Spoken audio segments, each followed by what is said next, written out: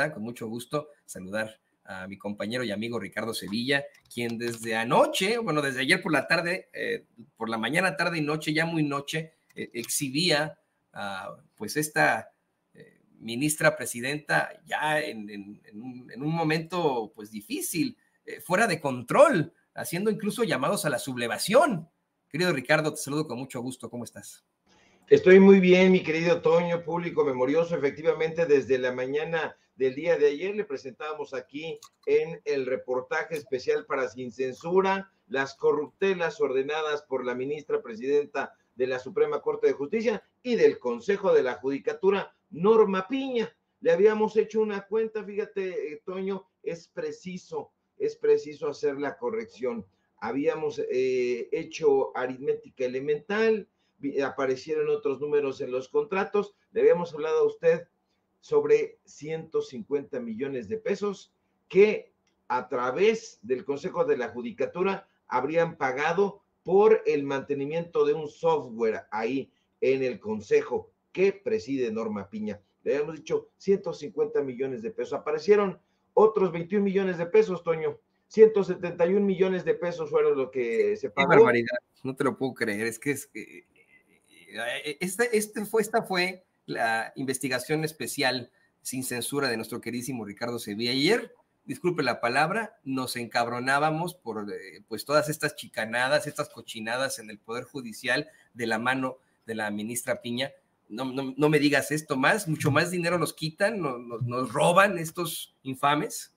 Así es, mi querido Toño, aparecieron unos números ahí, nada más 21 millones de pesos, y es que estuvieron pagando, como le informábamos el día de ayer en nuestro reportaje, a unos personajes, a técnicos en computación, que la verdad, he de decirlo, no creo que le hayan pagado. Estaban diciéndonos, a lo mejor firmaron ahí sin darse cuenta, a lo mejor este brazo derecho en el Consejo de la Judicatura de Norma Piña, a lo mejor estampó ahí su firma y no percibió que se trataba de tantos millones de pesos. Pero debo decirle algo, no es así. Esto no es un descuido, esto no es una omisión, esto es maldad pura y robo en despoblado de parte de la gente, de la cúpula dorada que compone el Poder Judicial de la Federación. 171 millones de pesos por la manutención, el mantenimiento, mejor dicho, el mantenimiento de un software que ya habían comprado por cifras millonarias. Pagaron por hora, entre 4,000 pesos y 10,000 pesos por hora. O sea que nosotros estamos, pues no sé, en un país muy extraño, en donde no habitan los ministros, los magistrados, los jueces, todos estos juzgadores. Es completamente absurdo e increíble, porque no damos crédito al plantearle a usted pues estas interrogantes. ¿Qué demonios está pensando Norma Piña? Bueno, pues lo acaba usted de escuchar, Toño, así que efectivamente, pues entrémosle al tema ya, si me lo permites. Decías hace un momento, citabas una frase que, si no mal recuerdo, pertenece a Baltasar Gracián, el escritor y filósofo jesuita, no le gustaban a Octavio Paz los jesuitas, un jesuita aragonés. Baltasar Gracián decía, lo bueno, si breve, 2 veces bueno, y aún lo malo, si poco, no tan malo. Pero fíjese usted, la necedad y la malevolencia de Norma Piña no ha sido breve, sino larga y calamitosa.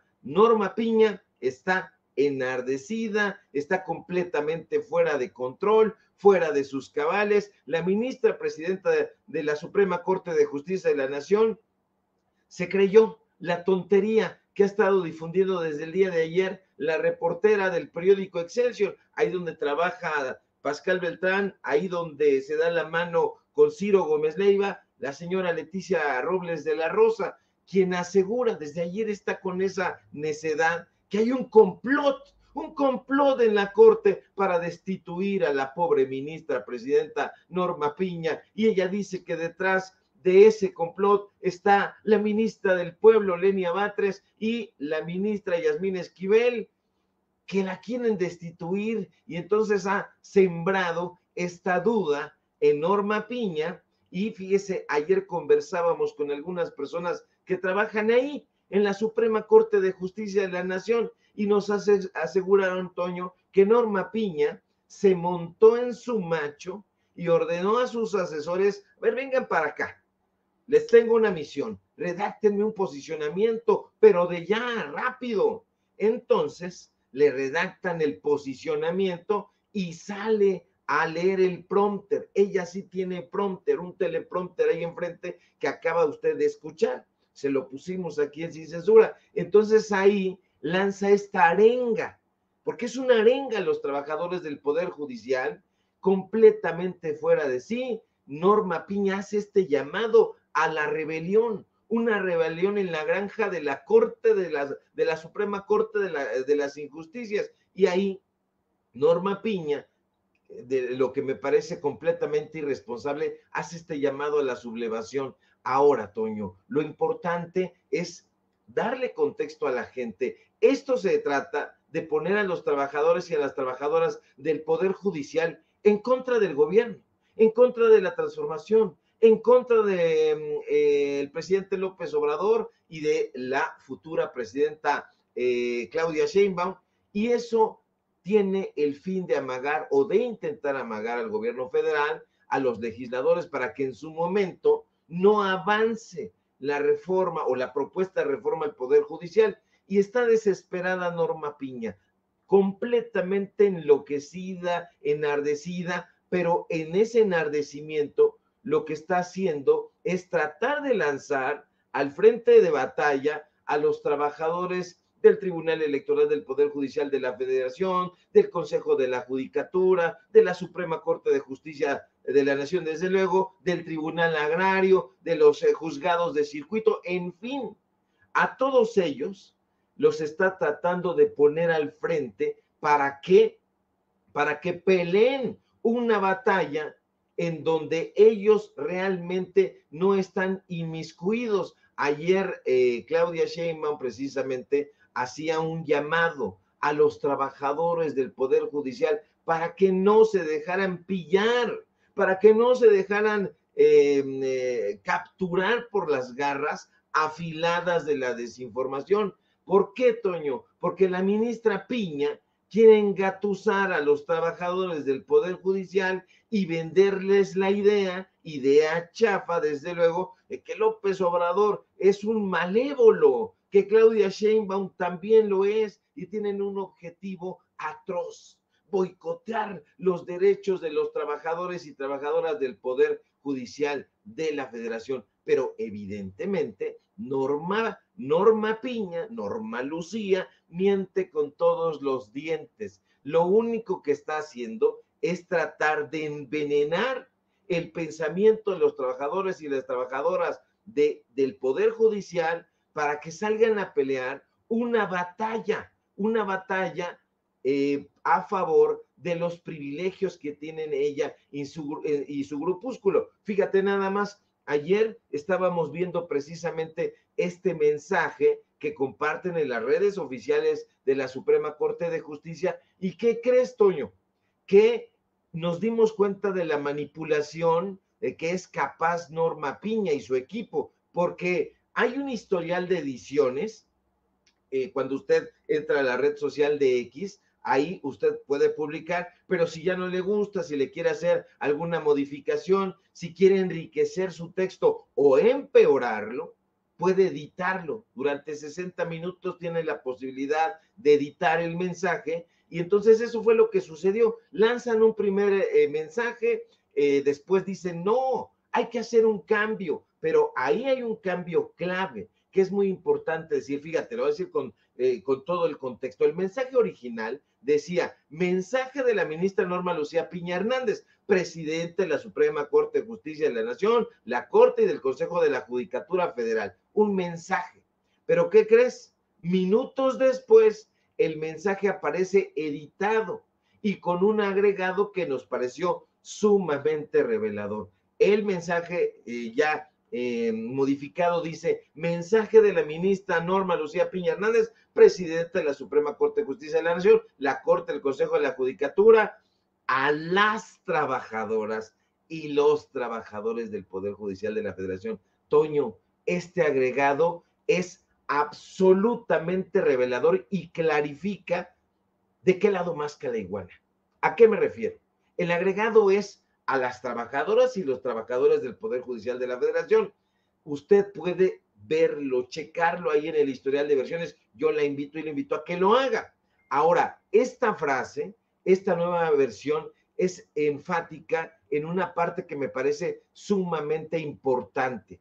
Norma Piña está lanzando o intentando lanzar como carne de cañón a las trabajadoras y a los trabajadores del Poder Judicial para que salgan a pelear enojados, enardecidos, porque ellos piensan, porque ya están aquí las informaciones, desafortunadamente ya está incubándose el resentimiento en algunos trabajadores, ya tocó la entraña de los trabajadores, de algunos en el Poder Judicial, y dicen: caramba, sí es cierto, la ministra Piña es una defensora de todas las prestaciones que nosotros hemos ganado. No es así, no es así. Ahí hay maldad y sevicia de Norma Piña, Toño, porque en realidad no han leído la propuesta de reforma al Poder Judicial.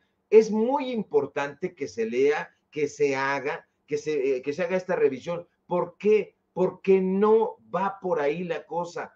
Esta reforma tiene el objetivo de democratizar al Poder Judicial de la Federación, porque hemos platicado con algunos trabajadores y trabajadoras que laboran ahí en el circuito de los juzgados, que trabajan en el poder de la judicatura, etcétera, etcétera, y nos dicen: oye, Sevilla, fíjate que yo ya tengo tantos años trabajando aquí y simple y sencillamente no paso de perico perro. ¿Por qué? Porque Norma Piña y sus secuaces tienen todo cooptado, tienen todo para ellos y no se puede avanzar laboralmente. Bueno, esta reforma al Poder Judicial, entre otras cosas, quiere evitar ese tipo de cosas, que evitar el nepotismo, evitar el amiguismo, el compadrazgo, y que estos personajes se sigan enriqueciendo. Lo que está haciendo Norma Piña, Toño, es tratar de manipular el pensamiento de los miembros del Poder Judicial en las bases para que salgan y armen una sedición. Es importante informarle a ellos, a los trabajadores y trabajadoras, que no es así. Lean, por favor. De ahí la importancia de que no le crean a Adela Micha, de que no le crean a Loretito, de que no le crean a estos barbajanes que están tratando de tergiversar, porque ahí reciben chayote, un chayote que les puede dar la posibilidad de firmar ciegamente contratos de 171 millones de pesos. Así que, ojo ahí, mi querido Toño. Ricardo, la verdad es que pues la maldad de la que hablas, con la que se conduce la ministra presidenta de la Suprema Corte de Justicia de la Nación, ha sido exhibida siempre detrás de bambalinas. A mí me viene a la mente aquella vez en la que amenazó al ahora gobernador electo de Puebla, Alejandro Armenta, cuando era pues el líder del Senado de la República, líder de bancada de Morena, si no me equivoco. Me llama la atención que lo haya amenazado, que le haya mandado estos mensajes muy distintos a, ya sabes, ¿no? La jerga jurídica, estas palabras domingueras con las que siempre se conducen supuestamente de manera institucional, ¿no? Este tipo de personajes. Yo creo que deberíamos quitarnos las máscaras y le pido al equipo que nos grabe, ¿no? Yo creo que la ministra presidenta debería simple y sencillamente quitarse la máscara, hablar como verdaderamente habla, referirse pues a la gente como se la ha pasado amenazando a políticos, a impartidores de justicia vía WhatsApp y a altas horas de la noche. Y esto aportaría mucho más al discurso. Creo que incluso sería propositivo para ella, porque no la veríamos como un robot haciendo un llamado a la sublevación con libros que me imagino no ha leído, ¿no? Que tiene ya atrás. Es la típica, ¿no? De muchos leguleyos, ¿no? Poner ahí su despacho lleno de libros que a lo mejor es pura utilería. Creo que aquí tendría que quitarse la máscara y como habla ella, como ha amenazado como amenazó a Alejandro Armenta, hoy gobernador electo de Puebla, como amenazó a los magistrados del Tribunal Electoral del Poder Judicial de la Federación, pues también conducir este tipo de mensajes diciendo, oiga, no estoy de acuerdo con esto, nos vamos a poner a esto, pero sin la máscara, sin esta opción tan chafa de dirigirse a sus funcionarios con una serie de palabras ahí domingueras, chafas, ¿no? Eso por una parte. Por otra parte, quiero preguntar, yo me declaro culpable, yo pensé de forma muy negativa que no íbamos a conseguir llegar a los 2/3 de mayoría, porque así lo marcaban las encuestas. Eso es lo que planteaban las encuestas, decían que no íbamos a llegar en la cuarta transformación a conformar con Morena y sus aliados 2/3 de la Cámara de Diputados que se necesitan para aprobar reformas estructurales, reformas constitucionales. Basándome en esas encuestas dije, no, pues no la vamos a lograr y me equivoqué. Hoy, pues está claro que se configura ese plan C, se configura esa mayoría absoluta en la Cámara de Diputados, pero todavía quedan todos estos obstáculos de los que nos has venido hablando tú, querido Ricardo, obstáculos puestos por la ministra presidenta y por el Poder Judicial frente a una reforma a la que se podrían enfrentar. Y hay que ser muy honestos, estos personajes tienen mucho poder. Su poder es poderoso, por valga la redundancia, ¿no? Ahí estoy siendo muy reiterativo, pero su poder es muy poderoso. Han detenido leyes, tienen la capacidad de meter a la gente a la cárcel, de sacar a la gente a la cárcel cuando ellos quieran. O sea, ¿cuántas injusticias no han cometido en nombre de la ley? Estos personajazos están al nivel de la Santa Inquisición. ¿Tú cómo ves? ¿Ves un septiembre en el que se llegará a esa reforma judicial? ¿Los mexicanos podremos elegir a nuestros impartidores de justicia? Sería lo ideal, mi querido Toño, porque la democracia mexicana es una democracia recién nacida, es un lienzo. Mire usted, aquí yo tengo una luz y yo aprendí de Juan Carlos Iracheta cuando era muy niño, que era un personaje que presentaba curiosidades, que las moscas siguen la luz. Aquí hay una mosca prieta, panteonera, está manchando esta luz, que es como la democracia. Entonces le llama la atención a esta mosca panteonera esa luz. Ya voló, por cierto, no le gustó que la señalara, porque así hacen. Ese tipo de moscas están tratando de manchar la democracia mexicana, que es un lienzo en blanco y que ahí está la luz. Entonces estos insectos buscan la luz, porque ahí, acuérdese usted que ya es su naturaleza. Y desafortunadamente, la naturaleza de estos personajes, de estos ministros, de estos magistrados, de estos jueces que son colocados ahí por dedazo, por nepotismo, por amiguismo, por compadrazgo, ha sido la moneda de uso corriente a lo largo de la historia del Poder Judicial, a lo largo de la historia del Tribunal Electoral del Poder Judicial de la Federación.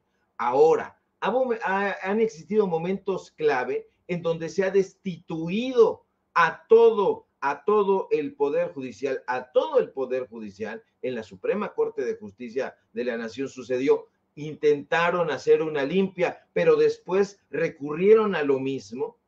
Y eso es lo que se pretende hacer hoy, que haya una reforma al Poder Judicial que ya está sumamente mosqueado, que ya está sumamente viciado, y que estos personajes, buscando el dinero, buscando la fortuna, buscando el enriquecimiento, van en pos de eso y olvidan el presupuesto original, que es cuidar y resguardar las leyes y hacerlas valer. Es el máximo tribunal del país y está secuestrado, está en garras de un personaje en este momento como Norma Piña.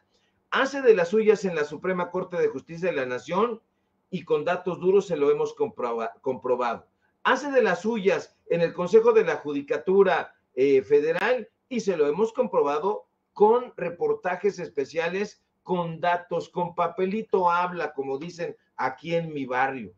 Y pese a todo, la señora, en lugar de renunciar avergonzada, continúa y hace cosas peores. Y una de esas cosas peores es justamente lo que ha hecho el día de ayer, hacer un llamado a la sublevación e inocular ese odio en el Poder Judicial. Es que va a desaparecer el Poder Judicial. No, perdóneme usted, no va a ser de esa manera. Esto es una estupidez, una tontería. En todo caso, lo que se pretende hacer, y qué bueno que así sea, es fortalecer al Poder Judicial y que estas aves de rapiña se larguen a otro lado a sobrevolar por allá en las obras. Y hablando de sobras, lo que están haciendo en los medios de comunicación corporativos, y le hablaba yo hace un momento del caso de Leticia Robles de la Rosa, una de las reporteras estrellas junto con Ivonne Melgar ahí en el grupo Imagen,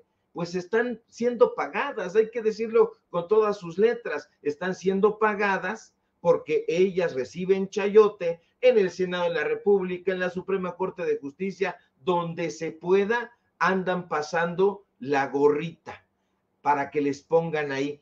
¿Qué están haciendo en este momento? Se lo hemos dicho una y otra vez de manera reiterada, tratar de defender el bastión del Poder Judicial, no porque les importe la justicia, no porque les importe la defensa de las leyes en este país, no, les importa que es el último bastión donde les aflojan esta cantidad de dinero, los millones y millones de pesos en pautas publicitarias a sus medios de comunicación, en sobrecitos amarillos para que la vayan pasando mejor. Ese es el tipo de periodismo que hoy tenemos. El presidente López Obrador habló hoy sobre el periodismo otra vez. Eso no se puede considerar simple y sencillamente periodismo porque tiene que ver con el dinero, tiene que ver con los intereses económicos. Entonces, ahí ya nos está hablando de periodismo. Imagínense qué triste y desgraciado el panorama actual en este país, y que debe cambiar cuando volteamos al Poder Judicial y no tenemos auténticos juzgadores y gente que se comprometa a defender las leyes, sino simple y sencillamente personajes que son empleados de los poderes económicos, empleados de Ricardo Salinas Pliego, por ejemplo. Y volteamos al otro lado a ver quién nos puede informar al respecto, y nos encontramos que los periodistas están siendo pagados por estos personajes que son a su vez empleados. Es un asunto que se tiene que cambiar, y eso lo ha percibido muy bien el presidente López Obrador, y justamente por eso está impulsando ya desde hace tiempo esta reforma al Poder Judicial. Tu pregunta inicial, mi querido Toño, ¿lo conseguiremos ver próximamente? Mi vaticinio y mi deseo es que sí. Dependerá de cómo se vayan acomodando las aguas, de que se den los acuerdos necesarios, porque acuérdense que también la política es de acuerdos. No se trata aquí de hacer berrinches y decir yo quiero esto, yo quiero aquello, yo lo quiero para mí, le dieron a él, no me dieron a mí. No, no se trata de eso. A eso vale gorro. Lo importante es luchar por el bien común, y si a mí no me va mejor o no me va tan bien en esta, buscaré a lo mejor en la que viene. ¿Por qué? Porque no estoy luchando para mí, no estoy luchando por un bien personal, sino por un bien público, por un bien nacional, por un bien de la comunidad. Y si estamos luchando para bien de la comunidad y del pueblo, pues entonces estamos en el camino correcto. Pero si estamos luchando para bien personal, entonces bien haríamos en emprender la ruta hacia otro lado. Así es, y la verdad es que yo le agregaría a esto que necesitamos fiscalizar ese proceso, el proceso que llegará como una iniciativa a la Cámara de Diputados, todo ese proceso legislativo, hasta sus últimas consecuencias nosotros como pueblo, y tomar el ejemplo absoluto de nuestros hermanos de Bolivia y verdaderamente defender la democracia si es necesario. Querido Ricardo, me dio como siempre mucho gusto platicar contigo, fue pues un momento muy interesante que estuvimos aquí al exhibir las peripecias de la ministra Norma Piña. Te pido por favor que nos compartas tus redes sociales para que la gente se ponga en contacto contigo. Claro que sí, mi querido Toño. Síganme, por favor, en mis redes sociales, en X, @Sevilla Crítico, en Facebook, Ricardo Sevilla, así nada más.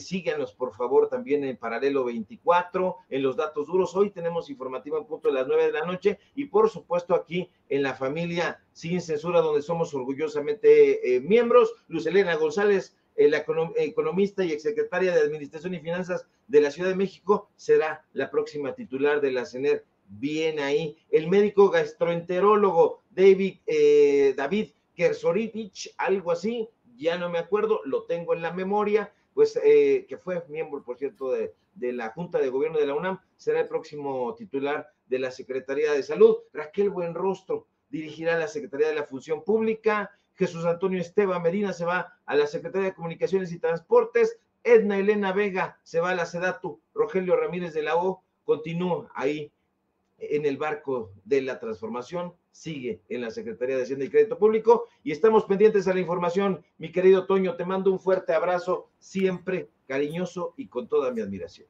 Un abrazo que va de vuelta. Muchas gracias, querido Ricardo, toda mi admiración. Ahí tiene usted al periodista y escritor Ricardo Sevilla, aquí en Sin Censura.